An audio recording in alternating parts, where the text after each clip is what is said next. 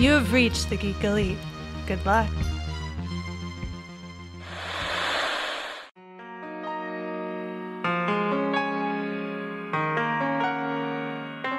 Nostalgia is one of the strongest forces in the human psyche and is responsible for the continued existence of some of our favorite fandoms. From the minds behind the Dole Up in Dreams podcast and Isolation Cast Voices from Quarantine, Saturday Morning Confidential takes you on a deep dive into the properties that helped influence the artists and creators of today. So whether you are a Goonie, a Gem Girl, a Digi-Destined, or you just want to return to Oz, new episodes release on Fridays bi-weekly starting January 1st of 2021, and join us on the Wednesdays after the main show for the Serial Killer Radio Hour, where we sit down with the people responsible for the toys, shows, and fandoms that you love. Now you can find Saturday Morning Confidential at certainpov.com/SMCpod or on your favorite podcast platforms. So don't forget to tune in for another deep dive into the files of Saturday Morning Confidential.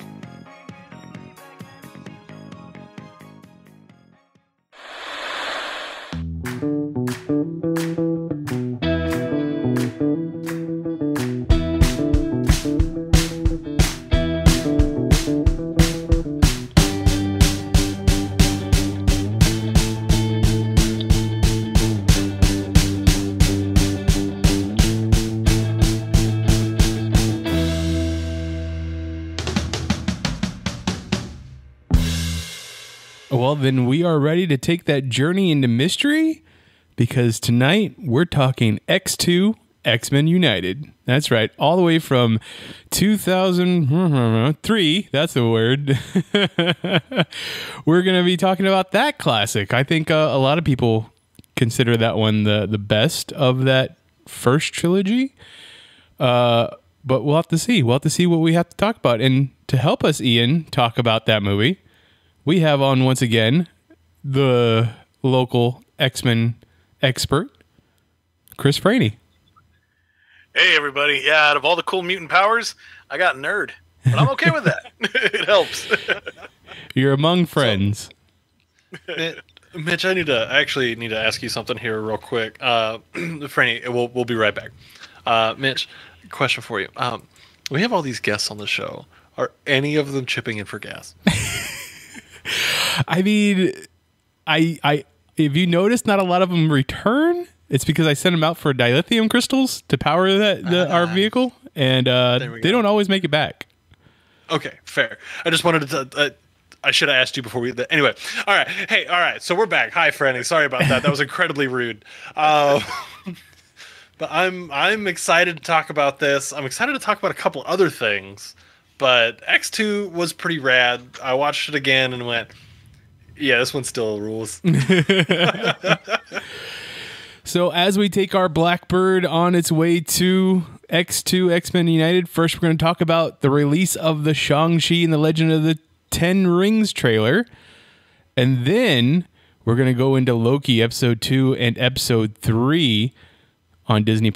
So if we're ready, in chat, I'm looking at you. Let's get started. Shang-Chi and the Legend of the Ten Rings. What did we think of this trailer? We're getting more of a story trailer instead of a teaser trailer as the first one. And let's also definitely talk about the return of the Abomination, because I'm all about it. I'm hype on it. I was, it was a little bit sketchy with the teaser trailer, because I was like, what are we actually going to get? Is it like Marvel's attempt at like a buddy cop kung fu movie? I don't know what we're in for. And then we get this trailer and I'm like, all right, I'm going to see it. I mean, Chris, there's going to be an underground fight club amongst the Marvel characters. What's the equivalent of this in the Marvel comic books? Because I think I know what it is. Oh my God. Well, it makes me think of, what was it, that one volume of Avengers Academy where I think it was Arcade. He got a hold of the teen heroes and he's like, hey, welcome to your nightmare, and like was just having them fight to the death. This is equivalent to probably any X-Men baseball or softball or basketball game that they have. Yeah, dude, that was nuts. And it's confirmed. It's totally Abomination versus Wong. Like, I thought he was a peaceful dude who just wanted sandwiches. I mean, you got to pay for those sandwiches somehow. So Doctor Strange's been gone for 5 years. OnlyFans or Fight Club, so he went one way. I mean, and they are not mutually exclusive. They're not. You can have both. You can, and I bet that Only the money Fights? you make. Wasn't that what it was called? Ooh, Only Fights is a website that I might have to make. I don't know. That might be getting close to like the early 2000s with bum fights. Like we might not want to bring that back. I mean, fair, but if everybody's a knowing participant, fair. Okay, all right. I'm with you. Yeah, no, Shang-Chi, it's definitely a story about fathers and sons. Where it is, do you grow up to be like your father? Do you want your son to be just like you? Obviously, the two of them do not love each other. Well, I don't know. I wouldn't say that. Mandarin looks like he is definitely all about his son following in his footsteps. Shang-Chi, not so much. What was the most exciting part for everybody else? I think outside of the Fight Club, the Great Defender. You know, I mean, if we're okay with it, the comic book name Fin Fang Foom, but it's like, okay, this is starting to feel like it's connected to the Marvel universe. I don't want to lessen it, but it feels like that moment when like a comic's kind of fading, and it's like, hey, let's bring in the Spider-Man or Captain America guest star to kind of boost sales. Like, the first trailer was all right. Kind of like what Ian said. It's like, well, what is this going to be, you know? And this second trailer, definitely, it's like, okay, that's right. We do live in the Marvel universe. Check out all the crazy stuff we've got. Here you go. And so it gave me those vibes. So once I saw him, I was like, no way. That's going to be awesome to see. All right, let's do this. Yeah, what Chris is talking about there is there's a scene with the underwater dragon. Definitely, I don't know if anybody's confirmed it yet, but it's definitely Fin Fang Foom vibes, and the toys had given away the name earlier in the year of the Great Protector. Is that right, Chris? I believe so, yeah, because Lego, they don't give a damn. They really don't. They'll spoil anything and everything. So, dragons are real. We saw food dogs also in the trailer, so that was really cool. I liked that visual. I also really enjoy how they named this movie, because it feels like an old kung fu movie title. Oh, you're not wrong. You know what I mean? Like, because you have like, because 10 Speed was doing her 24-hour stream a couple weeks ago, and she was watching old kung fu movies on stream, trying to stay awake. And they all have titles like this, like Flying Guillotine and like the Six Chambers of Death, and yeah. So that's, and the Legend of the Ten Rings. Is that where Harry Potter got it from? Yeah, pretty much. But I really liked that. No, it is a great title, and it's a pretty great cast as well. Like Michelle Yeoh is going to be playing Shang-Chi's mother, or Simu Liu's mother, and we didn't know that before. We didn't know what character she was going to be playing, but like Michelle Yeoh is incredible in everything, so I'm excited about that. I believe, and I could be wrong, the name of the actor playing the Mandarin is Ken Leung. So I'm not too familiar with his work, but just what I saw in the trailer, it looks really good. I'm not the biggest fan of Awkwafina, but she's going to be like this movie's Miguel, right? Was it Miguel? Is that what the character in Ant-Man? Now I'm spacing. Yeah, I can't remember the actor's name or the character's name, but in that movie, he's the comic relief, right? He comes in, gives us the recap of what's going on, and makes us laugh. So that's what I feel like Awkwafina is going to be, and I'm in for that. There it is, Luis. Luis, thank you. Thank you, Malfoy. Speaking of Malfoy, anybody else? Did anybody in the chat have an opinion on the trailer?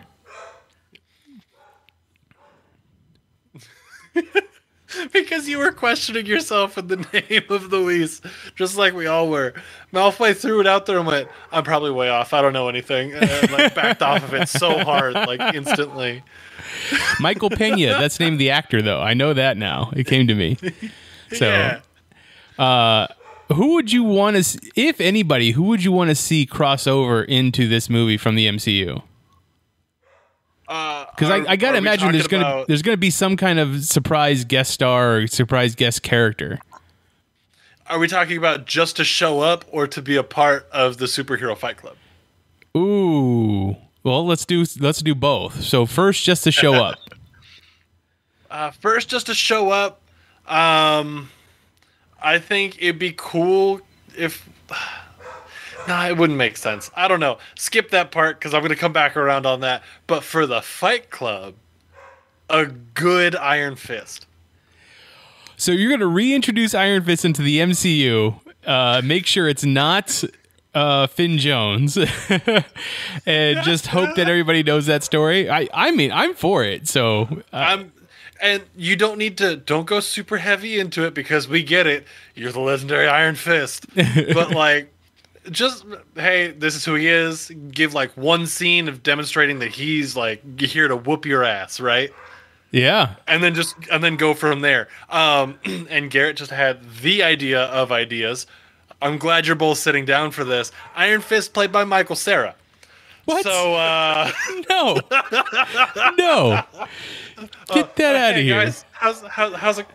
I guess I'm here to fight you. I'm a legendary Iron Fist, I guess. So yeah, well, he's just like, I guess. What was it? Didn't Iron Fist, they have like the other ones, like the Steel Serpent and stuff like that? Just find one that fits Michael Cera. I'd be Golden so slushy.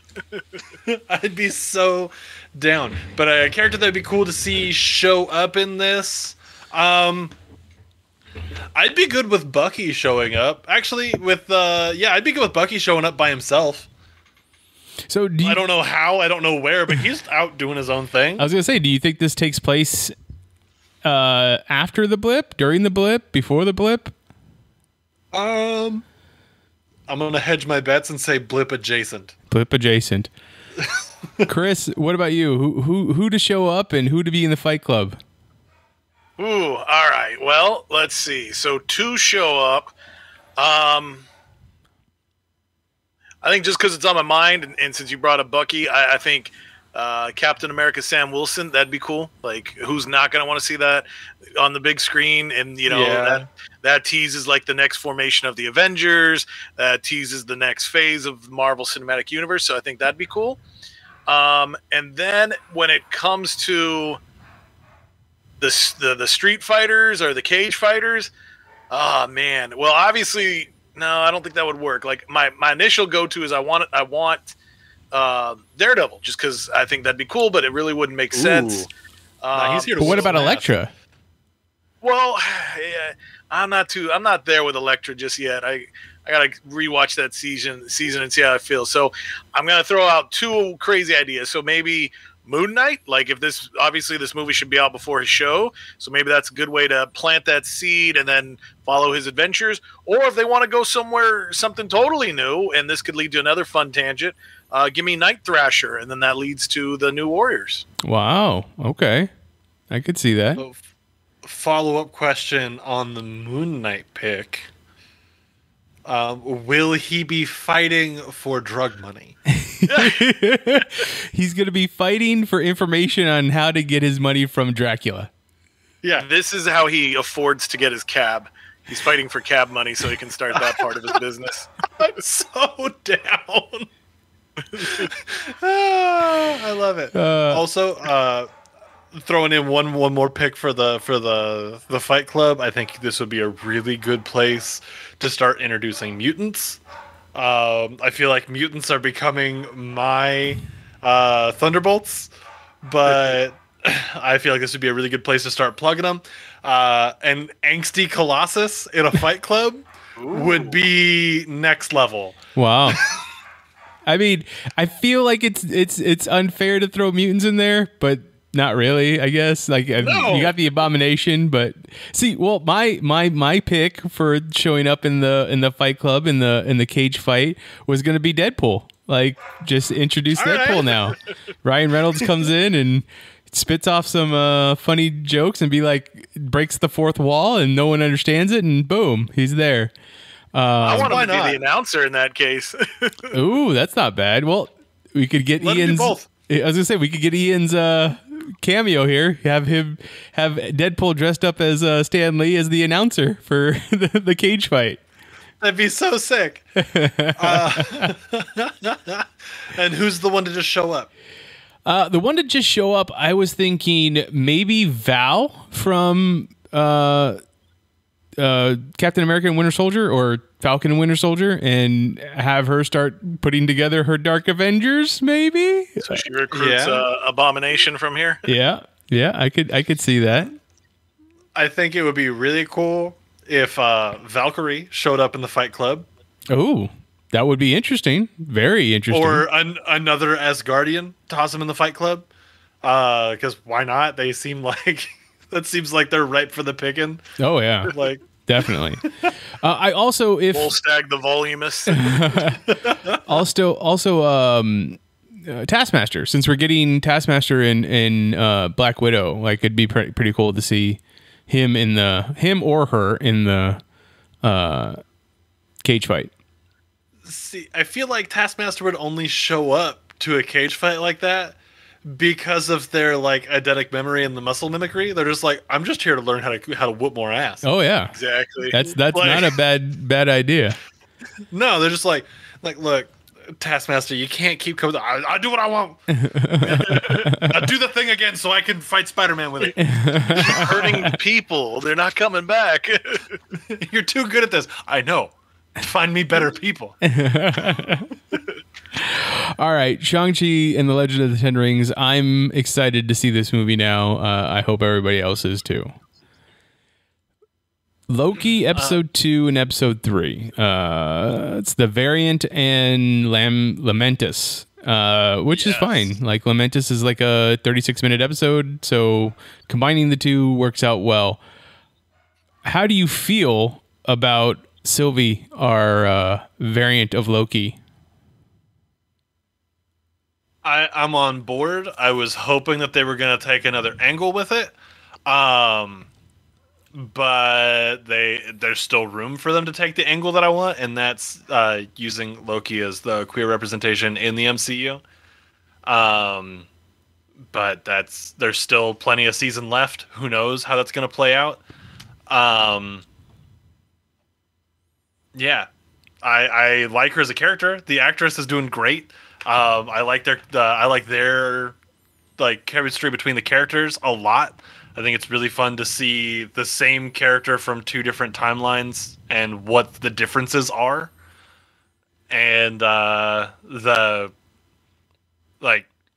combat differences between them as well. Oh yeah, definitely. If you want more of like comic book references and Easter eggs, you can go to our Patreon, where Chris and I already broke down both episode 2 and 3 for Easter eggs. Check that out, and you can be one of our patrons. But Chris, like, how do you feel about Sylvie as a character? Like, I know we got into it deep of who she could be otherwise. So, like, Ian brings up a great point. I love how the actress is interpreting the character, because that's so cool that they're, as actors and actresses, they're sharing a character. So it's neat to see what they bring, what their commonalities and differences are. As you mentioned earlier, to the fighting, it's like that's kind of cool. Like, it really makes me feel like Tom's version of Loki is more like, style and fluff, and then her Loki is like, no, I'm gonna kill you with my giant sword. So it's really cool to see that. Episode 3 could have used more Owen Wilson, in my opinion. But that's the character I'm watching. I'm very curious to see what Mobius is going to do. But episode 3 was great to see the two Lokis interact with each other. And I really like the song bit. I don't know, it was catchy, it's stuck in my head, so I can't wait to see how that plays out later.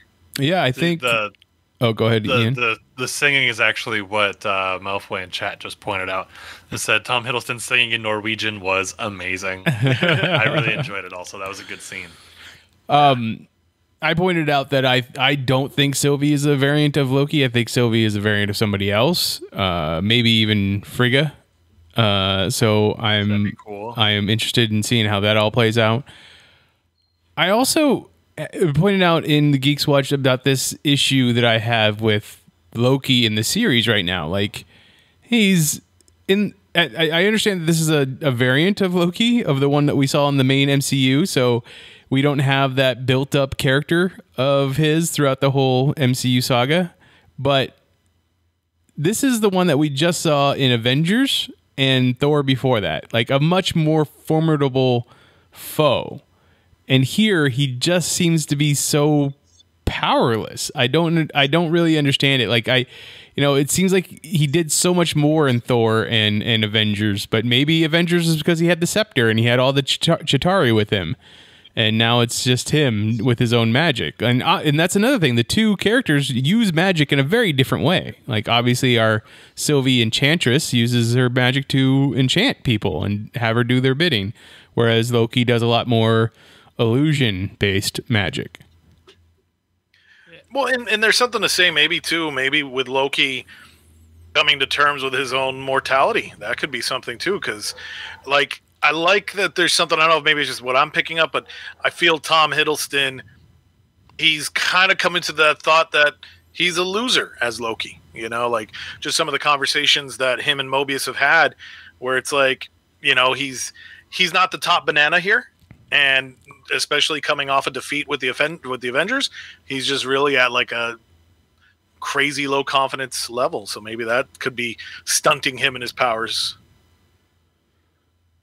And we don't have like this Loki, our Loki in this show doesn't have the character development of Thor Ragnarok, like for that relationship with Thor, right? That makes him a more formidable, not just foe, but just a more formidable person. Mm-hmm. Where he understands, like, oh, people don't hate me. I'm just a tool. Like, and then once he starts to understand that, he becomes like an actual person. You know what I mean? And that's where he suddenly has the confidence to try to kill Thanos. Right. Like, right. That's nowhere before seeing Loki has he ever had that kind of, like, that kind of ambition. He's always been very ambitious and very, I'm going to play the sides of the everything. But then suddenly he's like, I can take this guy. I got him. Like, what? No.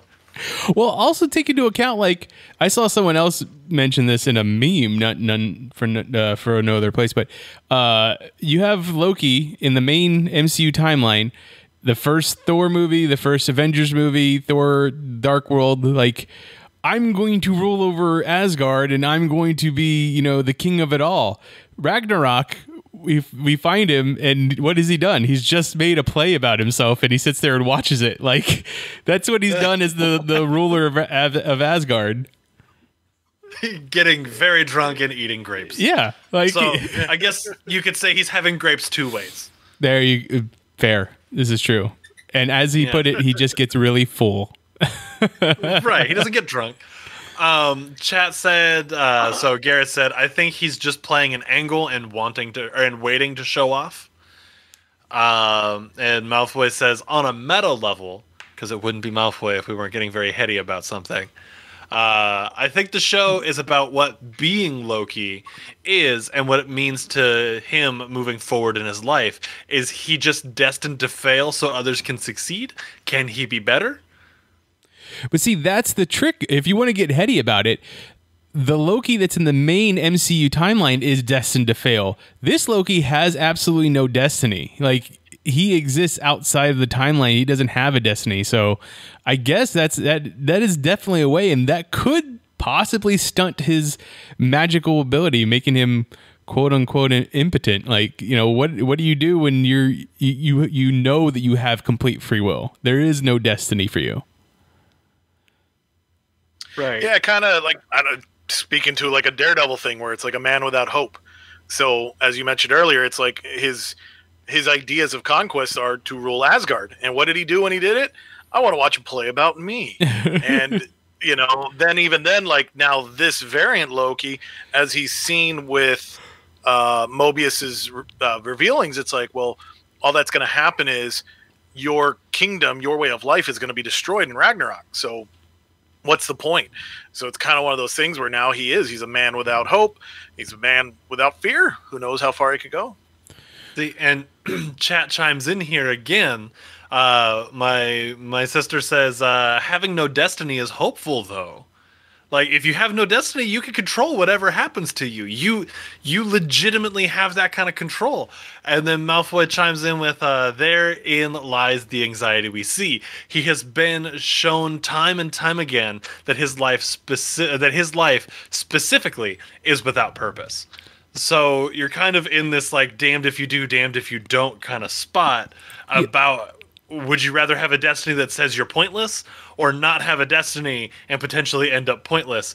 But it could be something awesome. You could be amazing. Exactly, because he even in the first episode, he's like, I was given the role of villain. Like, that is my role, so I had to do the villainous things.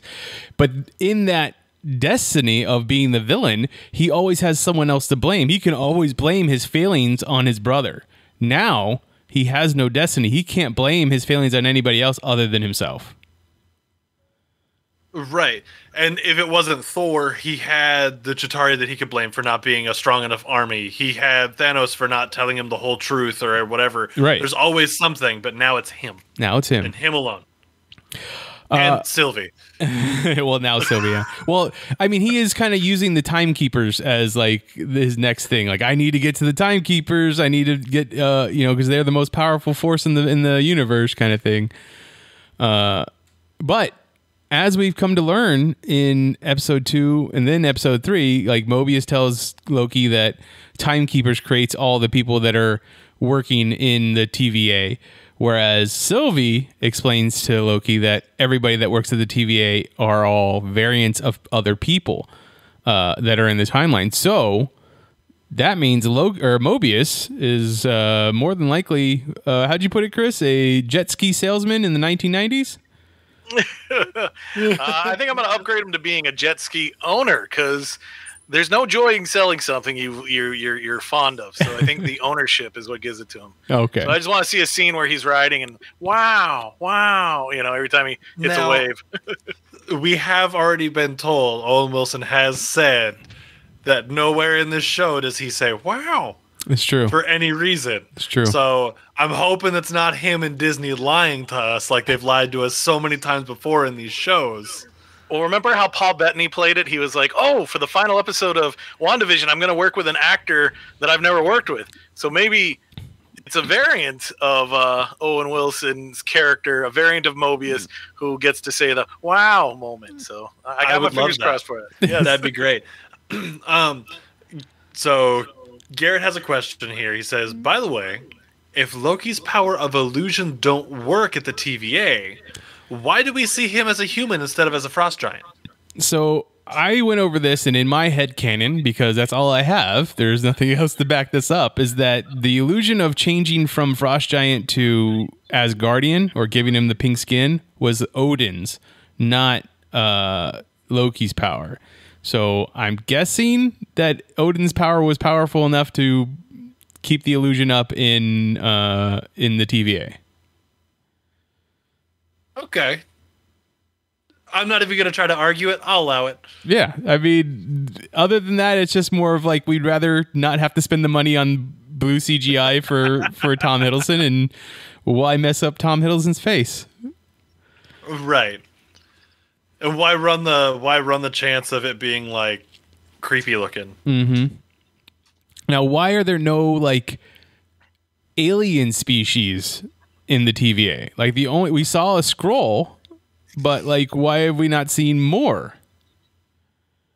I would think because Sylvie's actually telling the truth, and that they're all variants from Earth. But why only Earth? Does the sacred timeline not exist on other planets?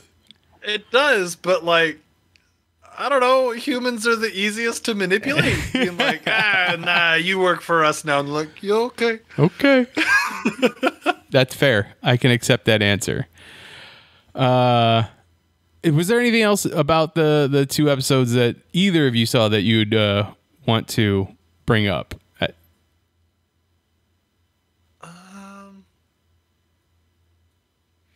I mean, it's not anything really important. Just in episode 3, when they're trying to like scam that lady in her house, and they keep getting shot with that big old fuck off gun. I like that gun. I thought it was really cool. That is a good gun. That's a good gun right there. Like, definitely an episode that I feel like somebody is throwing an illusion on somebody. I just don't know which one is the one that's in control. And at that point, we have all that discussion with Loki and Sylvie about how her enchantments work.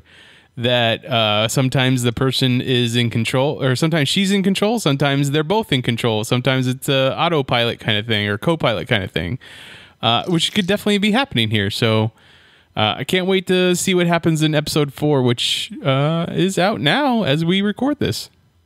Yep, and you're not going to catch any spoilers here from us, chat. I haven't even watched the episode yet. That's how committed I am. Also, I've been at work all day, so I haven't really had a chance. Same. But, neither here nor there. Anything you're excited for coming out of this series, going into the rest of the MCU? I want more Lokis to just pop up places. You want like a council of Lokis? You know what? If we got like, if we took the concept of Rick and Morty and applied it to everybody's Loki, and they all just get together and they have like a space station where they get together and do Loki things, I'd be okay with it.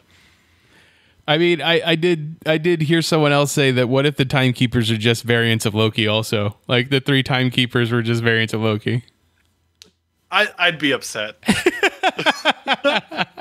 I'd be mad about it because that's just like Loki finally finds a way to get back to talk to themselves, and they're just like, "Oh, hey, what's up? Come on in." We've been waiting. Yeah, you're not gonna try to kill me. No, we're the same person. It's not worth it. Shut up. Come here. Chris, did you have anything?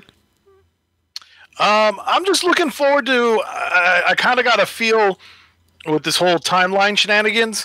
I'm very curious to see how it's going to affect outside things. So, like, as we talked about in our reimagine, I felt like this could be leading towards, like, I'm torn. It's either going to take us to Doctor Strange and the madness of the multiverse, or it's going to take us to Ant-Man and the Quantum Madness, or I forget what it was called, but I'm definitely looking forward to seeing, like, what is it, 6 or 8 episodes, that last episode, like, all right, here's where you're going next. Like, that's going to be a pretty cool trip. Okay. I don't remember what the Ant-Man movie is supposed to be called. Quantumania. Quantumania? Quantumania. Okay, because I wanted to say Quantum Palooza. I like that one better. Sounds a lot more like Paul Rudd, too.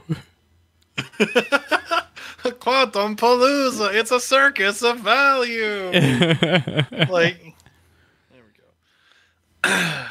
But yeah, so should we talk about X-Men now? Let's get into X-Men. X2, X-Men United, 2003. We're not going to talk about how old you were at the time, Ian, but did you go and see this movie in the theater? I was 10. Ouch. And yes, I did go see it in the theater. I went and saw it for my birthday. Oh, look at that. What were you thinking? Just, it's my birthday. Yeah, it's my birthday. Yay. X-Men movie. Holy crap. Nightcrawler's rad. I was going to say, that first scene probably just kicked it off the chain. What a way to start a movie. Uh-huh. Most definitely. But, yeah. And even now, whenever I rewatch it, Stryker sucks. And all he is just some, like, maliciously bigoted person. Very. So when we were watching this, Chris had brought up this great anecdote about Stryker. Chris, I think we might have. Oh, is he coming back? He's there. Oh, okay. I'm still here. So it was the fact that William Stryker hadn't shown up in X-Men comic books more than once before this movie, correct? Yeah. Stryker's only appearance was the original graphic novel God Loves, Man Kills. So he had only had one comic book appearance, and then sadly they changed that because at the time, I think they were doing Extreme X-Men, spelled X-Treme because Extreme. That was the next time they brought him up, and that story didn't end well. It was horrible. So he was a good play of a villain, but just that next time not so well. So yeah, in the Marvel or in the Fox X-Men universe, this is the first actor of 3 to play William Stryker in the franchise. We'll get a different actor to play him in X-Men Origins Wolverine, and then yet a third actor to play him in Days of Future Past and Apocalypse, I think was the one that came after Days of Future Past. Spoilers. Yeah, I believe so. Spoilers? Is that what you said? Yeah, I'm just being a turd.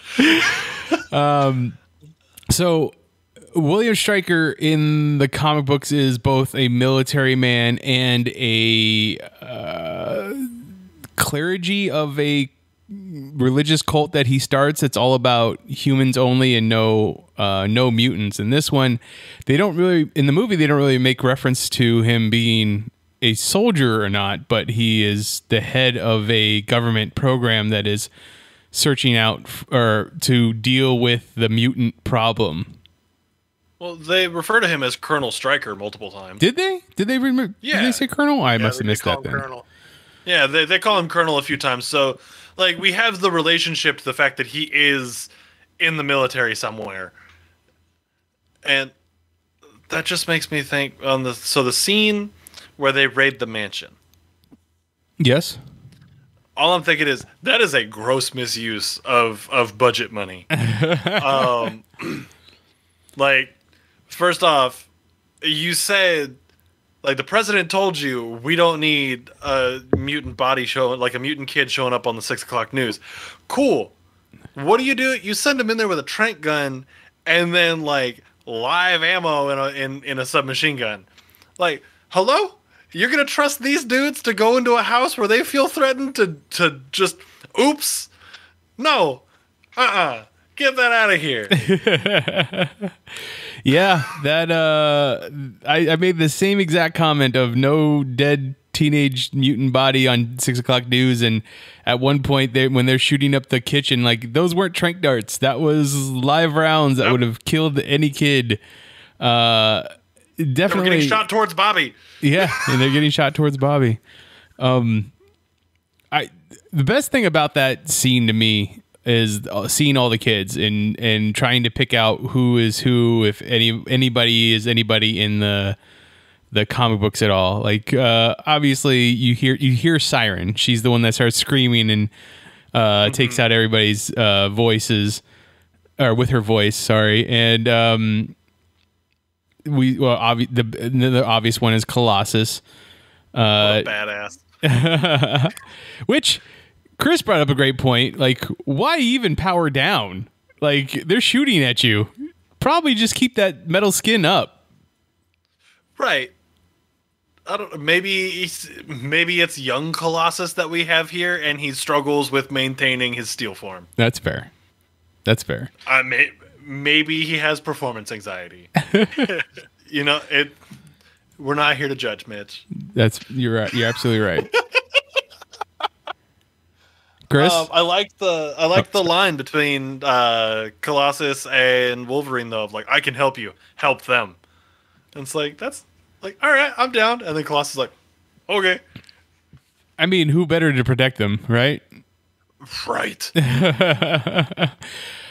Chris, thoughts on the raid on the X school, which I know you've read many times. That X mansion doesn't usually stay up for too long.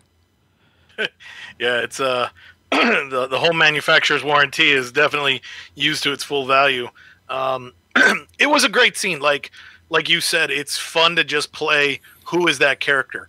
When we see Siren, she's the easy one.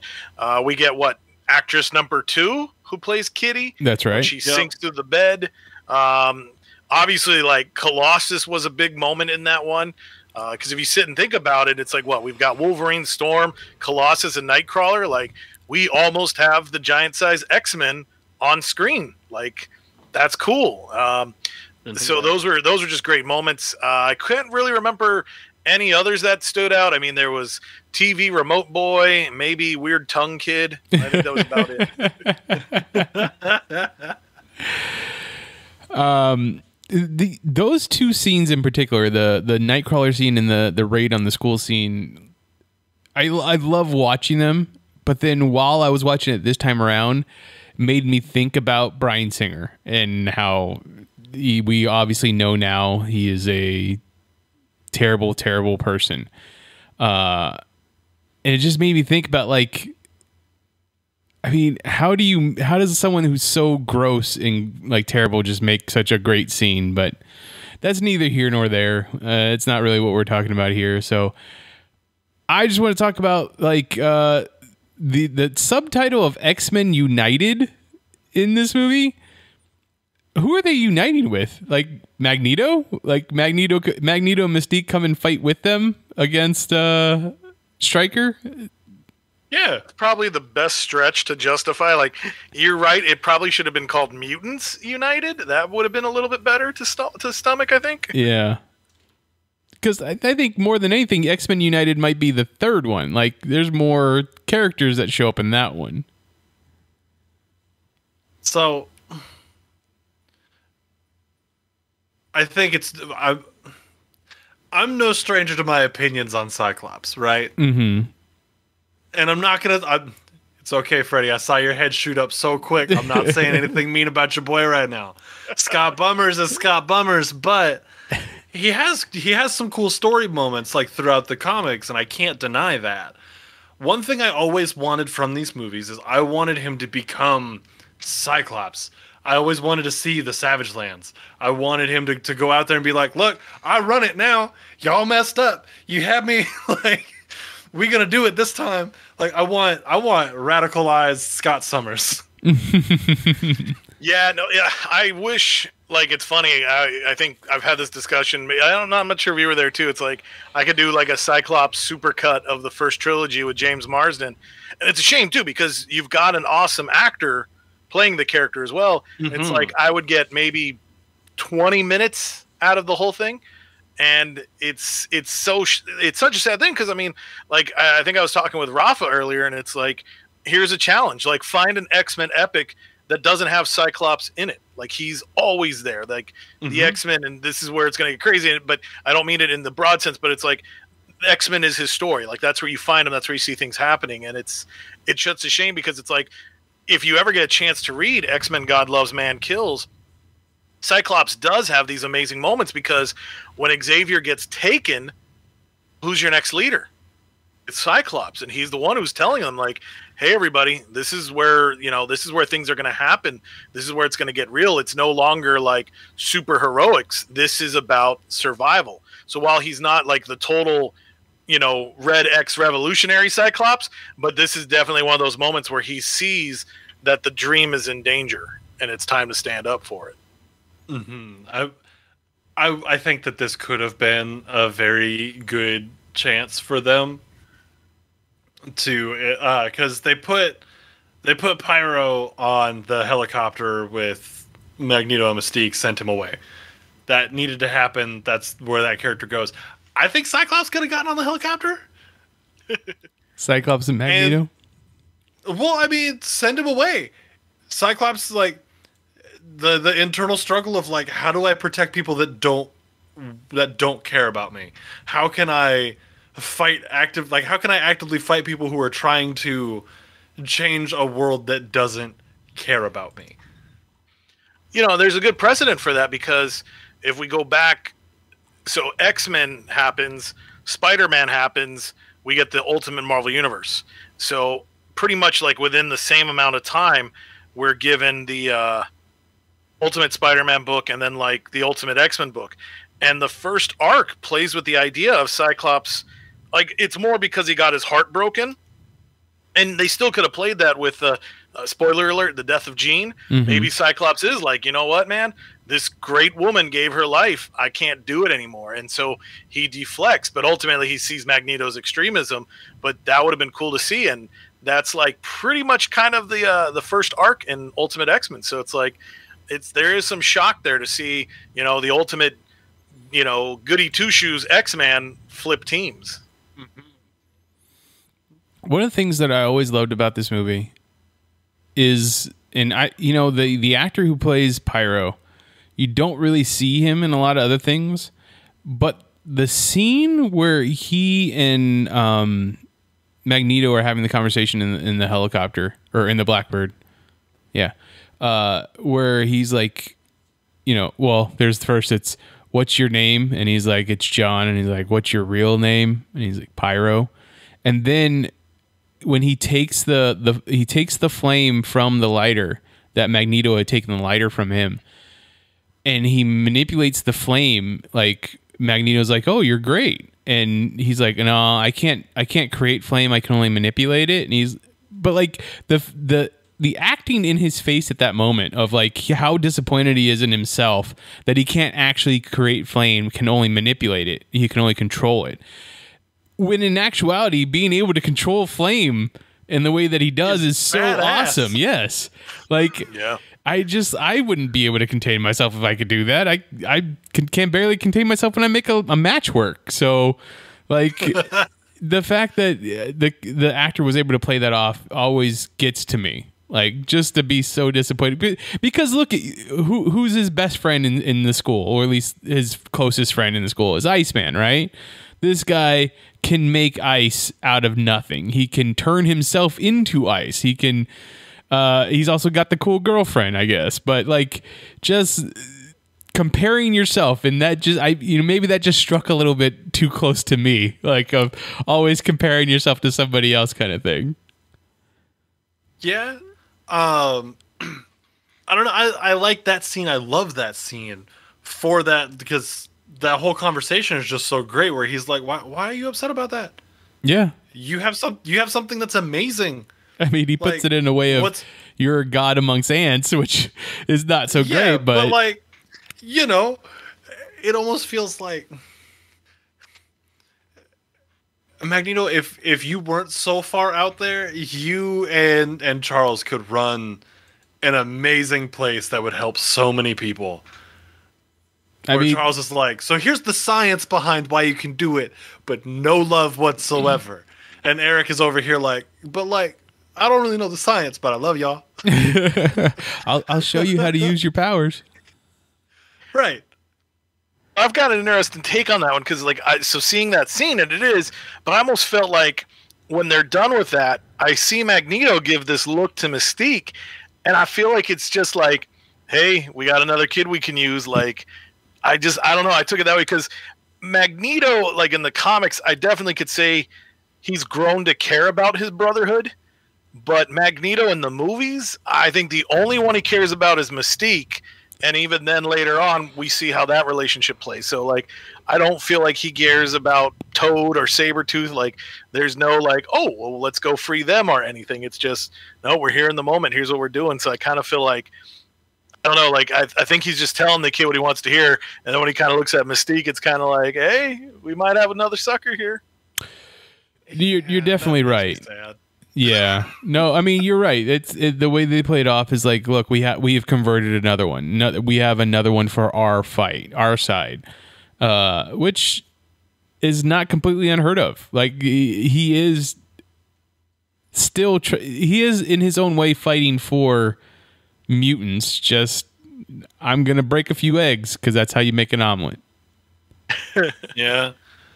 The scene in was it a church with all the other mutants, and like they all have their tattoos and whatnot? Well, that's the next movie. No, that's the next one. I was like, why didn't I see that in this time around? Was I not paying attention? But never mind. I'll save that for that. No, yes. So what is in comparison to the first movie though? How do the two of you feel about it? Like, how is it still better? Is it still would you consider it the better of the two movies? Yes. Yeah, I agree with that. Still 100%. Yes.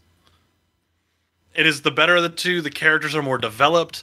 There's more emotion in everything. It's not so just like, I got powers. There's like actual subplots, like the whole thing with Rogue and Bobby about like they just want to be able to be like teenagers in love, but they can't because Bobby will die. Or like the whole thing with like Bobby being weirdly jealous of Wolverine.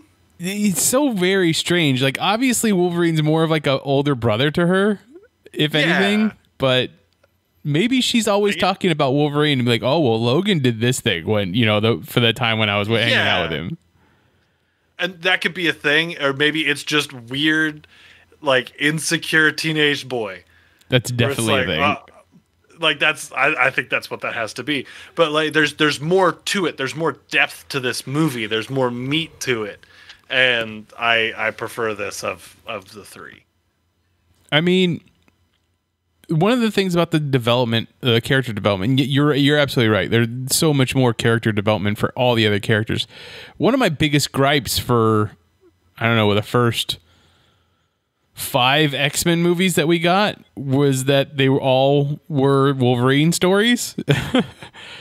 The first one's about Wolverine. The second one's about Wolverine. We got X-Men Origins Wolverine. We got Wolverine, and then even X-Men 3, which one, whatever that's called, I forget. The Last Stand. The Last Stand, right? I mean, it's still tangentially about Wolverine and his decision of having to, well, spoilers, having to kill Jean. Like, it's just so much development of Wolverine. And then finally, First Class, Wolverine's not a part of, but then Days of Future Past, we bring Wolverine right back. Like, it's all about him going to the past to take on the storyline. So as much as I love Hugh Jackman and him playing Wolverine, like, there were so many more X-Men out there that we could have been talking about.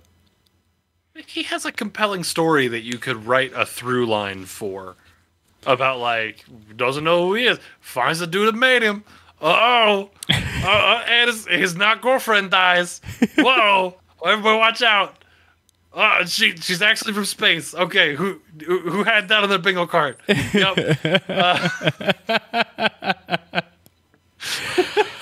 Speaking of, we get our first hints of big screen Phoenix in this movie. Let alone we would go on to know that we were going to get big screen Phoenix like 3 more times after this point.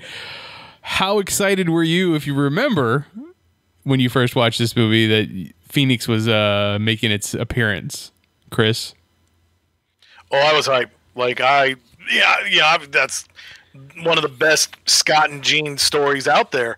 And when because it was funny, because I was thinking about this, like, I think it was the trailers. They were really playing it up as like Scott and Jean are going to break up. And I'm like, well, it doesn't matter because you never set up a relationship in the first movie. Like, yeah, it's mentioned, but there's, like, going back to what you guys were talking about, like, there was no real character development in the first one.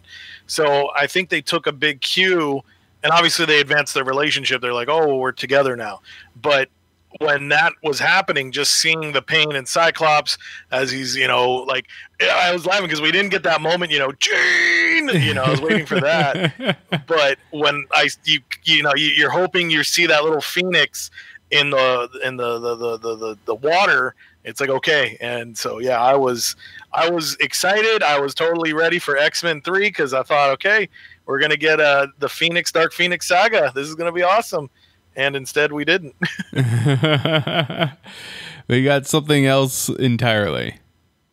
So I like that we've seen Phoenix on the big screen so many times, but we've never gotten I feel like they've had a really hard time capturing like the feeling of the Phoenix, to the point that in the comic books, Now, Franny, you're gonna have to help me out on this because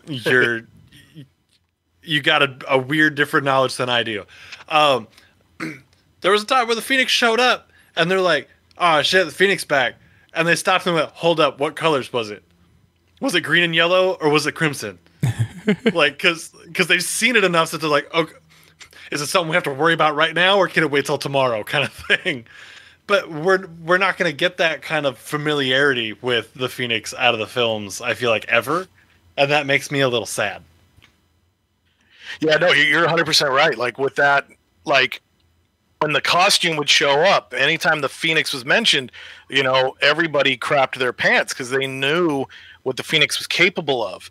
And it wasn't just, like, an amplification of, you know, psi powers. It was a space goddess, a child of the universe who could, like, hey, I'm hungry, I ate a planet, you know. It meant something. Now it's just been kind of boiled down to, like, oh, it's just Jean not being able to control her psi abilities and stuff like that. I just pulled it up looking at it. So the Dark Phoenix saga, so you have two parts to it. You have the Phoenix saga, which goes from Uncanny 101 to 108, which ran, 7 months?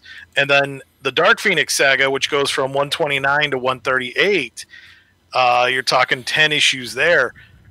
So it's like, I like, if they ever want to do it properly, you'd probably have to do its own trilogy. Like, it would have to just be like, we know these characters, they're established, and let's just see Jean's growth and what happens. But then the big question is, because even Marvel changed it, like, that Phoenix isn't Jean, it's the Phoenix pretending to be Jean. So do you stick with the original ending and be like, nope, that was Jean, she's done, she's gone? Or do you, you know, at the end have her rise out of the Jamaica Bay and be like, hey, you guys look tired, what happened? I'm going to go ahead and answer the question that comes at the end of the show now, and that is, I want the Phoenix in the MCU so bad. I see, and I feel like with the 3 attempts that they've already had, like, we're going to be staying away from the Phoenix Force in the MCU going forward. Which is dumb, because what's the escalation of baddies here? We did Thanos. Oh no, Thanos is the worst thing. Next up, maybe we don't jump straight to Galactus, because Galactus is arguably worse than Thanos, right? He's just, like, destroying solar systems because he can. Yeah. So the next step up from Thanos would be the Phoenix Force. And you pit the force of the Avengers against the Phoenix Force, because they don't know what's going on. This is how we start introducing mutants, slowly but surely, and there you go. Handled. Done. Yeah, no, honestly, you've got a good point. Like, that would be the smart way to play the Phoenix. Like, you introduce the X-Men, you know, you have the whole thing, like, you kind of do the end credit scenes, and you can show the evolution of Jean. Then it could lead to, as you brought up, like, the Avengers are kind of like, hey, this doesn't have our seal of approval, so that gives us, you know, AVX a la Civil War, and then it leads to the Dark Phoenix saga, where it's like the X-Men are like, okay, you know what, you know, we got to take care of this. Maybe the Avengers step in as well, and you just have this big moment where it's kind of a weird adaptation of Onslaught, where the whole Marvel Universe has to go through. Just no Rob Liefeld at the end. Please, no. Oh, chat, y'all are ridiculous. Magic Bullocks just said Mephisto confirmed. Oh, no. And then Malfoy was instantly like, that. Y'all suck, man. I'm out here trying to make a point, and y'all just memeing on me. Whatever. The life of a streamer. Chat never loves you. They're just here to talk shit. That's the internet. That's just the internet, right? To get caught up on chat here really quick. I'm sorry. I feel like I'm talking way too much at the moment. Magic Bollocks says Magneto being a sassy punk to Rogue about her hair was great. I like that. that was a little bit of Ian McKellen just showing up through there. Right. He also said that X-Men Origins was actually totally about Gambit. No. And I have something to come back around on that here in just a second. Malfoy says that this was actually the Blob's breakout role. we were talking about X3, and they say I'm the Juggernaut, bitch. And then something that, please don't get my hopes up about this, because this would be the way to do it. This would be the way to do it. The Phoenix Saga coming to Disney Plus. That would be the way to do it. Yeah. You would have to do the whole season of just the Phoenix Saga. I could see that. Give me 10 episodes of just 10 episodes of just nothing but a roller coaster ride of the Phoenix Force. Best I can do is 6. Sorry. I'm out. Chat. Have a great night. This is the last episode of Journey into Mystery. Mitch broke my heart. All right. So then what is the toy that we did not get in the original run from this movie? All of them. Was there no toys for this movie? I had this movie, their toy line is what helps start kind of stepping things up. So the toy line from X-Men, they were very stiff, simple articulation. The toy line for X-Men 2, they basically redid everybody because now we're getting the Marvel Legends movement. Like we're having double elbows, double knee joints. Cyclops, you can take his visor off. He's got the light upness. Oh my gosh, who else was there? I know they did a Magneto. He had the cloth cape still. We did not get a Stryker toy, so there was no way to chain up Brian Cox to anything in your room while you played. Because that's everybody's kid fantasy, right? That's right. I had a Nightcrawler action figure that came with the rafter, like it was like the rafters in the church. Oh, yeah, like that was like the whole set, and his coat was removable. Very cool. I remember they were getting vividly. big on the, as you pointed out, the set pieces, because I think Cyclops came with like a piece of Danger Room or something like that. Which would be rad. So also, give us more Danger Room, cowards. We get a little bit more in Last Stand, and then eventually we get it in First Class, don't we? I think. Yeah, kind of, yeah. Yeah. Let's see, we get a Wolverine in civilian and X-Men gear. Ian, as you point out, yep, Nightcrawler even came with the pants. Like, everybody was in sleek black costumes, and then Nightcrawler's got his circus gear. We got a Rogue figure, and she's got the hairdo. We get Bobby. We don't get him iced up, but he does come with ice pieces. And actually, sadly, I don't think they really do much for the X-Women. They don't give us much there. It's just a couple of the guys and whatnot. Interesting. Magic Bullock says that we need a Wolverine versus Lady Deathstrike set with kidney stabbing action. Which Chris and I talked about that.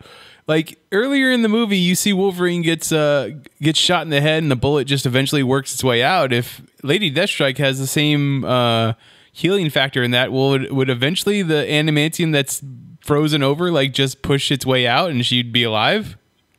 That would suck. It would hurt, but she'd be alive. It's gonna hurt coming out. This is why, well, especially too, she had the adamantium tears. Oh, yeah, that's true. Which Chat, I don't know if this is why the anatomy this is why you works that always way. chew your food. Yeah. Oh, I'm sorry. I stepped all over your joke. No, that's fine. Whatever. Okay, my toy figure was going to be Correction Officer Lorio. Like, obviously, you need to have that guy with his way too tight shirt because he's overweight. And, of course, the character's first name is Mitchell because they never name a good character Mitchell in movies. Mitch, his action feature should be like 2 metal balls pop out of his back, and that'd be perfect. Oh, that's so gross. Speaking of that scene, I feel like there should have been so much more blood on the floor. There was none. It all got caught in his shirt. Hello? No. Do you live through something like that? Having metal pulled out through your pores with the blood? I would think probably not. That's got to just like shred your circulatory system. Yeah, coming out of his body, out of the front way, and I'm sure Magneto probably was like, whoop, whoop, whoop, whoop, in and out. All right, now we'll take him. But yeah, even if he just does it once, you're not having a good day. You're done. Especially if he's breaking out of jail and that dude's been a turd to him the whole time. Like, he's like, oh, feeling a little irony I see today. You're dead. Did the two of you say that your toys and toy sets? So I said the one that I had. The toy that I think we need, it would just been like a really fun collectible. It doesn't really do anything, but it's just like a little diorama of TV Kid. Oh. And you can push a button on the TV so that it changes channels, like on the back of the set kind of thing. I like that. Yeah, like I would put it on this shelf if I had it. It would go perfectly. Chris? It really would. Let's see. So a caveat to it. Cyclops' second figure, because we have him normal and then we have him with the rain jacket. He does come with the clear prison batons, so you're almost close to having the Mitchell action figure. But if I get to have the figure that didn't happen, I do want Stryker. And then this way, I can do some custom work and start my own Super Troopers gang. Dude,